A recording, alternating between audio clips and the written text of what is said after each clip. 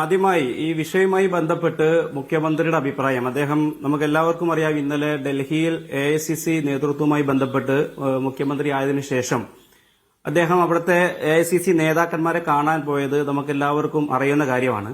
വരാൻ 3 ദിവസങ്ങളിൽ ഇതുമായി ബന്ധപ്പെട്ട് ഇത്തരമൊരു നിയമനവുമായി ബന്ധപ്പെട്ട് മുഖ്യമന്ത്രിയുടെ അഭിപ്രായം അദ്ദേഹം വളരെ കൃത്യമായിട്ട് പറയും.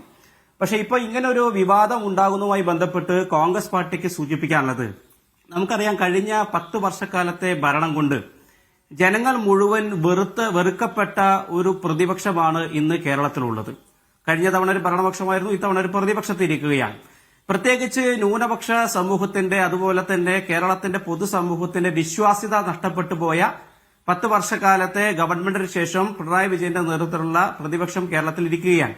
അപ്പൊ അവർക്ക് എങ്ങനെയെങ്കിലും ഒന്ന് തിരിച്ചു വരണം. അത് തിരിച്ചു വരുവാൻ വേണ്ടിയിട്ടുള്ള ചില പൊടിക്കൈകളാണ് ഇപ്പോൾ അവർ പ്രയോഗിച്ചുകൊണ്ടിരിക്കുന്നത്. ന്യൂനപക്ഷങ്ങൾക്കിടയിൽ തങ്ങളുടെ പാർട്ടിക്കും മുന്നണിക്കും നഷ്ടപ്പെട്ടു പോയിരിക്കുന്ന വിശ്വാസ്യത തിരിച്ചു പിടിക്കുവാൻ വേണ്ടി UDFനെയും പ്രത്യേകിച്ച് ഗവൺമെന്റിനെയും കരിവാരി തേക്കാനുള്ള ശ്രമത്തിന്റെ ഭാഗമായിട്ടാണ് ഇന്ന് അനാവശ്യമായിട്ട് ഇത്തരമൊരു വിവാദം ഉയർത്തിക്കൊണ്ടുവരുന്നത്. ഇപ്പൊ ഇതിനെ ബംഗാളുമായിട്ട് സമാഹരിക്കുകയാണ്.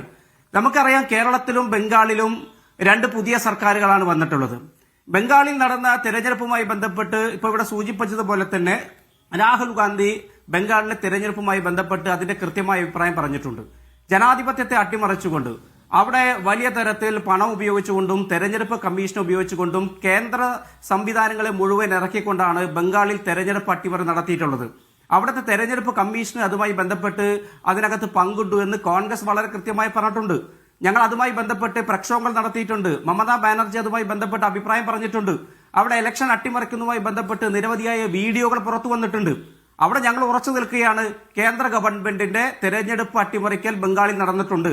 പക്ഷെ കേരളത്തിൽ അങ്ങനെ നമുക്ക് സൂചിപ്പിക്കാൻ പറ്റുമോ? ഇപ്പൊ ഇന്ന് MV ഗോവിന്ദന്റെ സ്റ്റേറ്റ്മെന്റ് കണ്ടു. അദ്ദേഹം ഇന്ന് തെരഞ്ഞെടുപ്പ് കഴിഞ്ഞ് അല്ലെങ്കിൽ പുതിയ ഗവൺമെന്റ് വന്ന് കഴിഞ്ഞ 1 മാസക്കാലത്തിനിടയിൽ ഇന്നേ വരെ കേരളത്തിൽ നടന്ന തെരഞ്ഞെടുപ്പുമായി ബന്ധപ്പെട്ട് വിശ്വാസ്യതയില്ലാത്ത ഒരു പ്രവർത്തനത്തെക്കുറിച്ച് അദ്ദേഹം സൂചിപ്പിച്ചിട്ടില്ല. ഏതെങ്കിലും തരത്തിലുള്ള അട്ടിമറിയെക്കുറിച്ച് അദ്ദേഹം സൂചിപ്പിച്ചിട്ടില്ല. തെരഞ്ഞെടുപ്പ് കമ്മീഷനെ, കേരളത്തിലെ തെരഞ്ഞെടുപ്പ് കമ്മീഷനുമായി ബന്ധപ്പെട്ട് വ്യത്യസ്തമായിട്ട് CPMനോ ഇടതുപക്ഷത്തിനോ ഒരു അഭിപ്രായം അവർ ഇതുവരെ രേഖപ്പെടുത്തിയിട്ടില്ല. SCR നടപടിക്രമങ്ങൾ ഇവിടെ നടക്കുന്ന സമയത്ത് നിങ്ങൾ കോൺഗ്രസ് ആയാലും CPM ആയാലും SCRനെതിരെ രംഗത്തെത്തിയതാണല്ലോ. SCR നിരവധി ആളുകളെ വോട്ടർ പട്ടികയിൽ നിന്ന് പുറത്താക്കാനുള്ള, അതിൽ ന്യൂനപക്ഷങ്ങളെ ഉൾപ്പെടെ പുറത്താക്കാനുള്ളതാണ്, തെരഞ്ഞെടുപ്പ് അട്ടിമറിക്കാനുള്ള ഒരു പ്രക്രിയയാണെന്ന് നിങ്ങൾ ഉൾപ്പെടെ വാദിച്ചതല്ലേ? ആ SCRന് നേതൃത്വം നൽകിയ ആളാണ് രത്തൻ ഖേൽക്കർ.